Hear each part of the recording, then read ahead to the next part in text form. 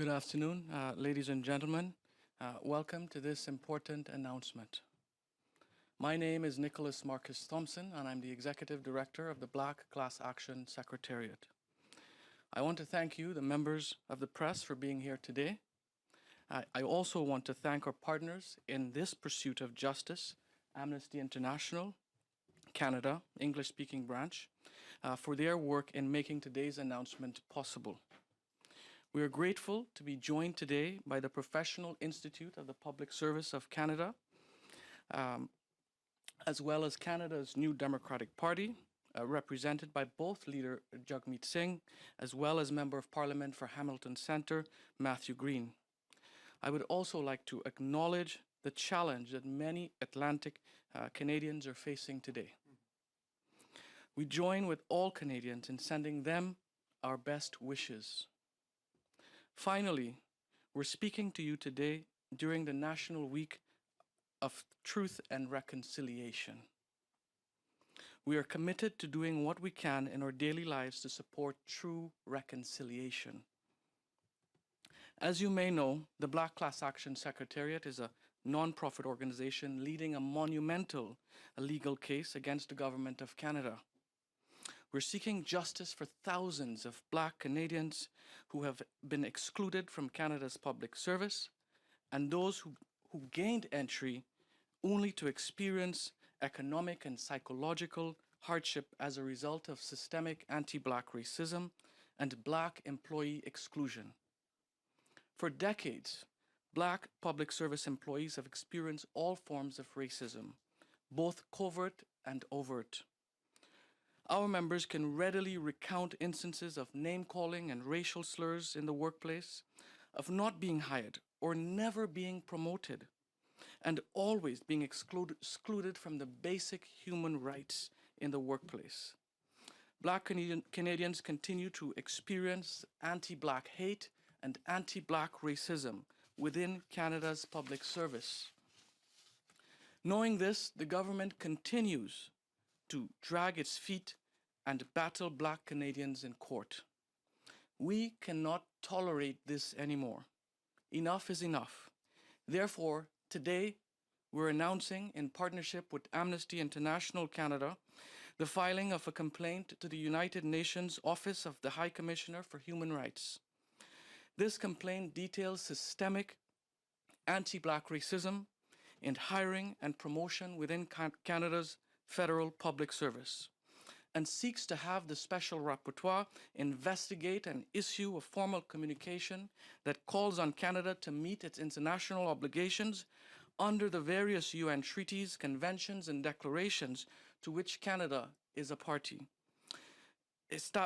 to establish a plan to increase opportunities for Black Canadian women within the workforce that will include targets, training opportunities, and methods of accountability, and in general to establish a plan to meet specific targets in hiring and promoting Black Canadian workers. And finally, to initiate a study and report on systemic discrimination in labor and employment with a particular and unvarnished focus on the racial stratification of the Canadian public service and the true reality of why this culture exists.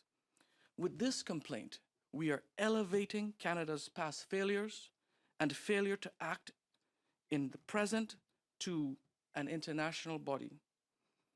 With that complaint, we are reaffirming that the Government of Canada needs to be held accountable, and we are letting our members know that we'll do whatever that needs to be done to ensure their suffering is adequately addressed. Now it's my pleasure to introduce Kathy Neviabandi, Secretary General of Amnesty International Canada in an English-speaking branch.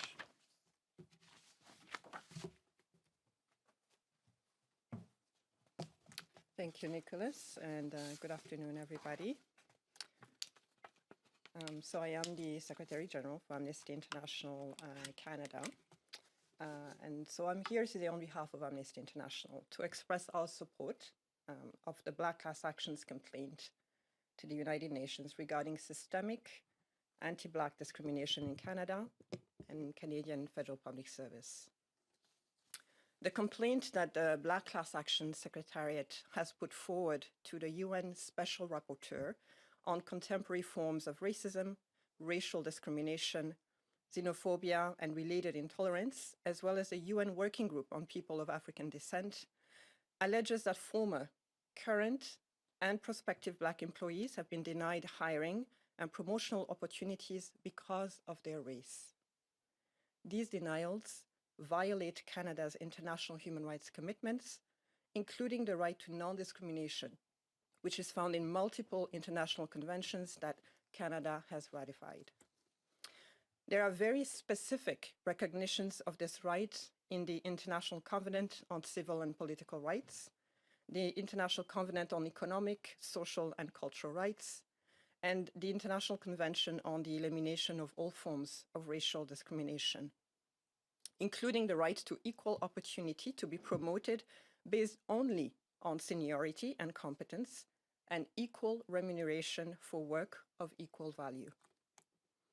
Therefore, under international law, Canada has a positive obligation to address discrimination. This means that Canada must take special and concrete measures to eliminate discrimination in employment. Although Canada's Employment Equity Act aims to achieve this equality, it only recognizes 4 designated groups: women, Aboriginal peoples, persons with disabilities, and members of visible minorities. Grouping all visible minorities together renders the unique and intersecting forms of discrimination faced by Black employees invisible. We recognize that Canada has launched a task force to review this legislation in July 2021, which is a positive step, but this is not enough. We are particularly concerned by the gendered dimension of racial discrimination in Canada's public service. Indeed, 70% of public workers who have come forward through the Black Class Action are women, Black women. And this is contrary to the feminist commitments made by the Canadian government. Black women, past and present, continue to pay the highest cost for their dedication and lifelong careers in the public service. As many have alleged in this case, they often retire broken and broke in a system they have served their entire lives, but which has failed to serve them in return. Canada's obligations to gender equality are non-partisan, and they go beyond its own domestic commitments. The Canadian government is obligated under international law, and specifically under Article 11 of the CEDAW, which is the Convention on the Elimination of All Forms of Discrimination against Women, to take up all appropriate measures to eliminate discrimination against women in the employment sector. The UN Working Group, which I referred to earlier, has already stressed that Black women in Canada are particularly vulnerable to marginalization, and the discriminations they face based on gender and race intersect and they compound discrimination. We also know that racial discrimination affects women differently than men, as this easily goes undetected and women often lack access to remedies or complaint mechanisms. This is an issue that extends beyond the scope of Canada. And as the world's leading international human rights organization, we are committed to support Black workers and Black women workers in the pursuit of justice and fair treatment in the public service. As I mentioned earlier, Canada is obligated under international law to provide effective remedies against acts of racial discrimination. The right to an effective remedy includes a duty of non-repetition, and we therefore call on the Canadian government to take decisive measures without delay and work with Black workers to enact the systemic change that is long overdue. Thank you.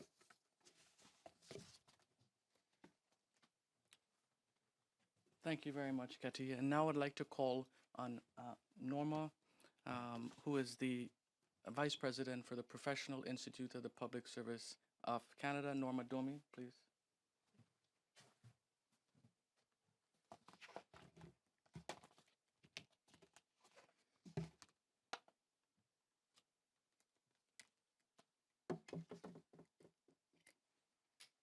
Good afternoon.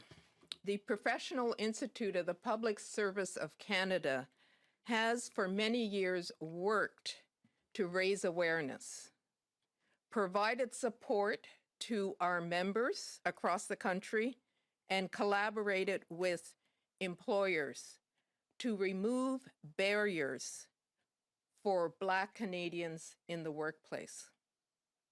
Legislative changes are needed, including amendments to the Employment Equity Act, in order to ensure Black public servants are not left behind in the hiring and in the promotional opportunities. A commission must be put in place to ensure accountability in employment practices for public servants. You can count on our union, the Professional Institute of the Public Service of Canada, to always work hard on this priority. That's why we strongly support this Black Class Action suit by the Secretariat, this complaint before the United Nations. Thank you. Thank you, Norma. I'd now like to call on the leader of the New Democratic Party of Canada, Jagmeet Singh, to share a few remarks. I want to thank Mr. Thompson and thank our guest that spoke so eloquently. I'm joined here, of course, by the Member of Parliament for Hamilton Centre, Matthew Green, who's been a fierce advocate for justice broadly and in particular challenging anti-Black racism and in fighting towards building a more equitable society. On behalf of all New Democrats, as leader of the party, I want to express my full solidarity with the Black Class Action Secretariat. Their call for justice in this case, their call for equity in this case is something we fully support. It is clear by the evidence they've raised that there's examples of ongoing and historic discrimination faced by Black federal employees. As was mentioned by Amnesty International, the specific gendered nature of that discrimination is particularly appalling, as is the fact that this liberal government continues to say one thing to Black Canadians and then do another when it comes down to it, and the fact that this liberal government is opposing the steps taken, creating barriers and opposing the steps taken by the Black Class Action Secretariat to move towards justice. So we, in full terms, support the call and will be providing any support that we can to advance this cause for justice. Donc, je veux dire aujourd'hui qu'au nom de tous les néo-démocrates, comme chef du parti, je suis ici avec le député de Hamilton Centre, Matthew Green, et quelqu'un qui est une fierce avocat, une fierce défendeur de la justice, quelqu'un qui continue de faire face à les inégalités. Et on appuie absolument les demandes aujourd'hui pour la justice, pour les travailleurs de la communauté noire au niveau fédéral. C'est clair que ce gouvernement libéral dit une chose aux communautés et fait les opposés. Donc, on est ici pour appuyer les demandes pour la justice, pour l'équité, pour l'égalité, et on va assister comme un allié, comme on peut. Encore, je suis tellement reconnaissant du travail fait par le secrétariat, comment c'est difficile, et on est là avec plein de solidarité pour demander la justice. Merci. We'll now start the question period. We'll start with the questions in the room before moving on to Zoom. Should have indicated that. Thank you. Oh, yes. Et on va prendre les questions dans la salle avant d'aller sur Zoom. I invite the reporters on Zoom to use the raise hand functions if you have any questions. Hey, Dave Fraser, Canadian Press. Perhaps somebody from the class action lawsuit could explain the rationale for elevating to the UN and not waiting for the federal court process to play out. Sure. The reason why we're elevating this issue is because Canada continues to delay. It continues to utilize its vast resources to deny Black workers in the court. the class action was scheduled to, the certification hearing was scheduled to begin on September 21st. That has been delayed. They're seeking another extension, although they have had our certification record since last May. They have now hired a United States expert to challenge their very own data. So delays like that, when the government has those resources and had the claim since last year, hiring an expert at the last minute and a United States expert, not a Canadian expert, to analyze its very own data that it is provided for the case, it has demonstrated to us that the government is clearly not acting in good faith on this issue, and Black Canadians are going to wait a very long time for justice within Canada. So we have turned to the international community to hold Canada accountable to its international obligations. Thank you. And then for Mr. Singh, next month, the provincial NDP in Saskatchewan will be holding their convention. They've asked you not to come and just send a video message. I'm wondering, what is your response to not being invited? And what do you think you need to do as the federal leader to maintain support of provincial parties like the Saskatchewan NDP? Thank you. We indicated early on that there was that is the evening of the press gallery dinner where all leaders will be attending. I will be attending, so we conveyed that information very early on that I was unable to attend in person, but I was very happy to send a video message, and I'm happy to be able to send that message.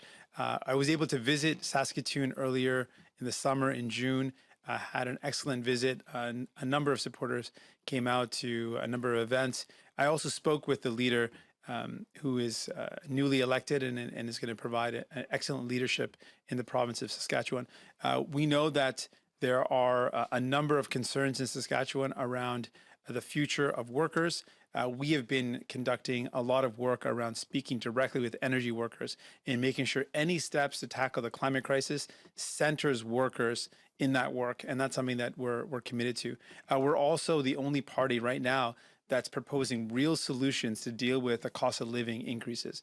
Neither the Conservatives have actually done anything concretely to make life better, and the Liberals have been forced by us to deliver on things like making sure kids under 12 get dental care, making sure that we send more of people's own money back in their pockets with a GST rebate, and by helping people who are renting with some more respect and dignity and providing additional supports there. So we're delivering concrete supports to workers, and we'll continue to speak directly to energy workers that you are immensely important and deserve to have jobs that are here for the long term. And we're committed to fighting to make sure those jobs are there in sectors that are going to have that long-term capacity to reduce our emissions and create good jobs for you and your families. Hi, Cheryl Evelyn, The Hill Times. I'm not sure if this is a question for Nicholas or Mr. Singh, but in taking this to the UN, how much, I guess, confidence do you have that this is going to generate the type of action and reaction from the government that you're looking for, given, I suppose, a lack of action on other issues that have been taken and filed in terms of complaints with the UN and other special rapporteurs and complaints, especially with regards to Indigenous peoples in this country? Thank you for your question. We recognize the challenges that are ahead. We recognize the challenges with this complaint and the time that it may take to be resolved.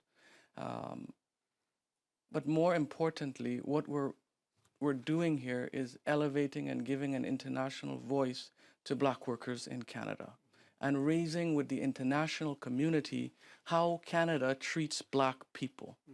And we believe that there's significant value in that and making the international community aware of these human rights violations that Canada calls on other countries to uphold. So we're bringing this to the international community, not only to the United Nations, but to the international community, so that the government has to know that, you know, everyone is paying attention. There must be accountability for these violations. And on the front of legislative changes, obviously in the last parliament, Selena Cesar Chavin, she put forward a private member's bill to address some of these issues. Maybe for Mr. Singer, Mr. Green, has there been any thought to, taking a concerted effort that if the government isn't going to act, that there would be, some legislative push from within your own party, given that you're supporting this action? Our approach is to be an ally for the Black Class Action Secretariat in supporting their wishes in terms of how to move forward. We are open to using all tools that we have at our disposal to advance this.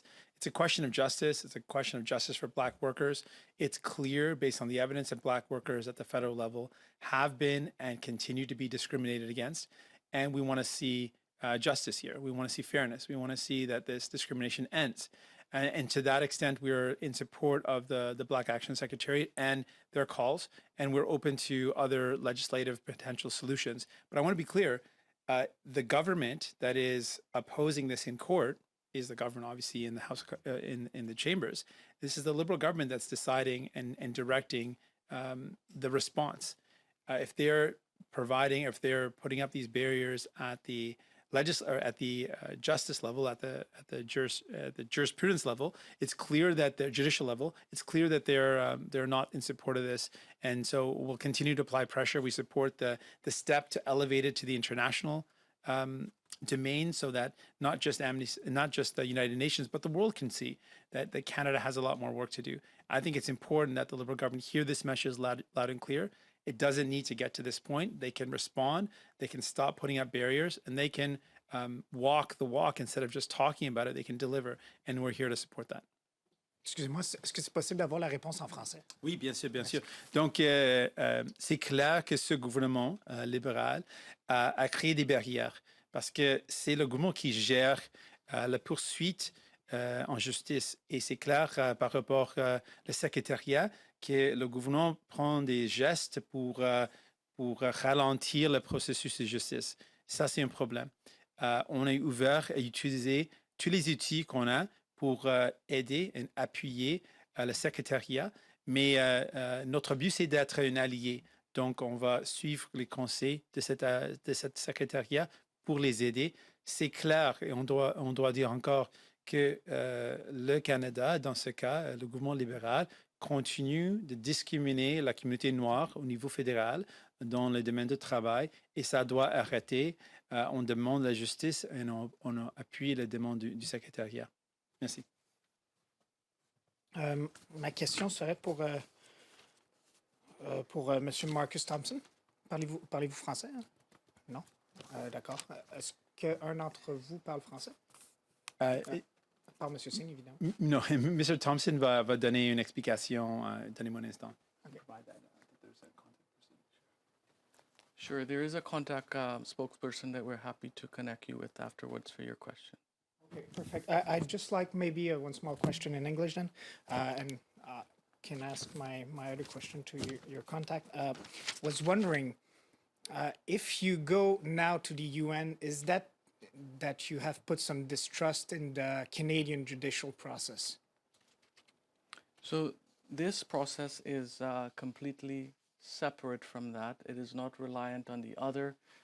We continue to have with regards to there's different parts of this justice system here, and the delay is not necessarily the justice system. It is the government of Canada that is creating these delays, that is acknowledging in public domain that these issues exist in all institutions and the damages that it causes is real, as well as creating a mental health fund to address that, and is opposing Black workers in court with countless lawyers. And we've attempted many times to have dialogue on this issue, and the government has refused to do so, but only to use the justice system to delay and deny Black workers. And that's why we've elevated this to the international human rights body. Doesn't it usually needs to wait up until all the judicial actions have been taken and remedied in Canada before? Not through the special rapporteur. We'll now take a few questions on Zoom. First questions is Gizioli, City News.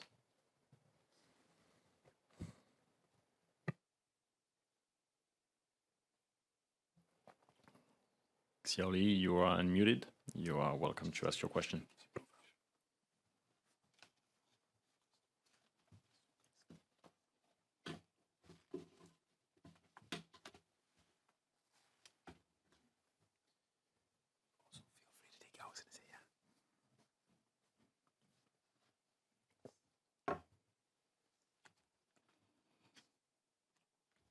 Or outcome of the class action.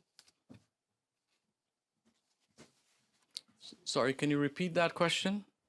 Yeah, with respect to this UN complaint, is there any hope that this complaint, this elevation, will have a material change on the progress or the outcome of the class action?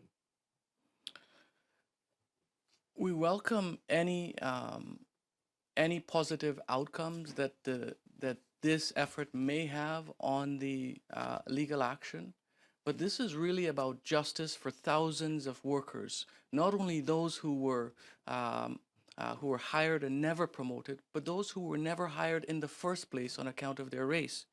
So we would welcome any positive outcome on the legal action, but this is a separate effort to bring justice to thousands of workers within Canada's public service. And follow up for Ms. Domi, the reference you made earlier to legislative change to address this inequity, could I have some more specifics? Were you talking about maybe an alteration to the Employment Equity Act identifying Black Canadians as a group that faces specific discrimination, or what would that look like in your view? Well, there's been a lot of discussion, thank you for the question, on just that, what needs to be done so that we are not lost in the group of equity-seeking employees. We've already, several years ago, asked for disaggregating data so that we can see and government can see where the problems lie and start developing policies and legislation. It's been known for many years that the Employment Equity Act, which is decades old, needs to be amended and brought up to date. So these are some of the things that we're looking into. The policies need to be developed, legislation needs to be changed, current legislation needs to be amended. There's a lot of work to do. Prochaine question est Rémi Autier, Radio-Canada. Hello, my first question would be to the representative of Amnesty International Canada. You said that, I'm not sure I picked that up perfectly, that only half of Amnesty International is represented here. How come this is only through the English speaking?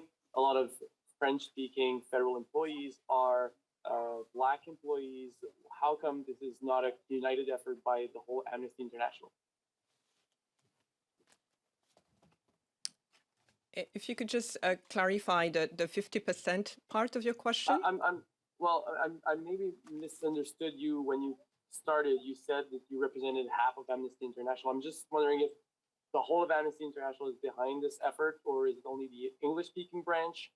You represented the English-speaking branch speaker and not for the French branch. I'm wondering what part the French branch has here.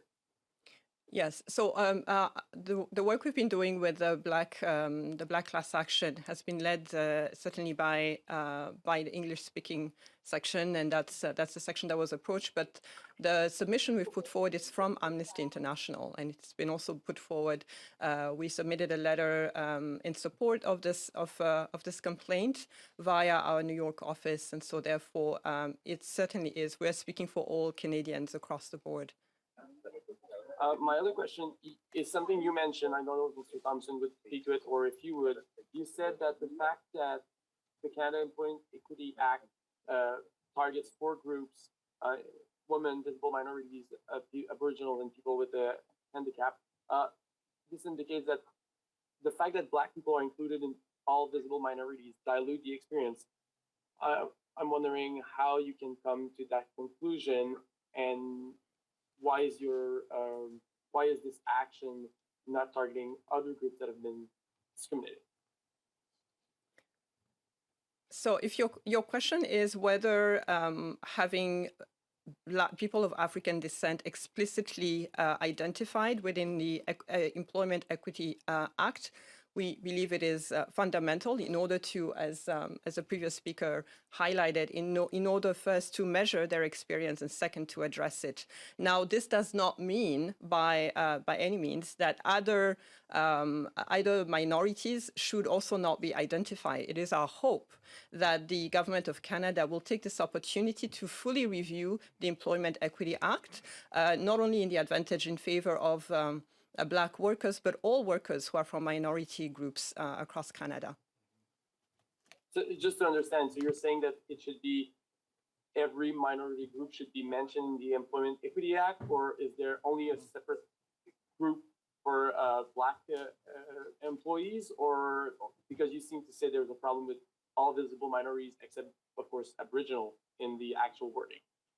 We are currently urging the Canadian government to fully review the Employment Equity Act in accordance to the demographics of its employees. We're highlighting the specific and unique challenges faced by Black workers because they are the most impacted if you've read the documents put forward by the Black Class Action, they are indeed the most impacted and the most invisibilized within the visible minority. So they're the invisible minority within the visible minorities. And this is why we are highlighting and stressing that specific measures need to be put in place for Black workers. That does not mean the exclusion or the non-respect of the human rights of the other minorities. I hope that clarifies the question you posed. Thank you. It seems that we have a few more minutes. Are there any other questions in the room?